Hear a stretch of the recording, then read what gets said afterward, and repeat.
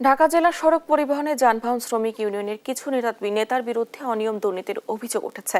এমনকি ইউনিয়নের নেতৃত্ব ধরে রাখতে একপেশে নির্বাচন আয়োজন করার পায়তারা চালানো হচ্ছে বলে অভিযোগ করেছেন সংগঠনটির কিছু শ্রমিক সদস্য। রোববার রাজধানীর রূপায়ণ ট্রেড সেন্টারে আয়োজিত সংবাদ সম্মেলনে এসব অভিযোগ তুলে ধরেন।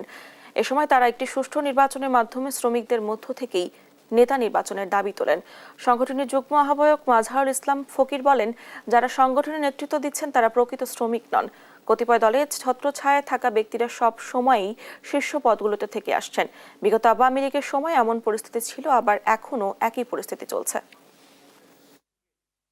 আমরা চাই এই যে সাধারণ সভার নামে নাটকটি হয়েছে সেটা যেন না হয় এবং শ্রম দপ্তর যেন এটাকে বৈধতা না দেয়।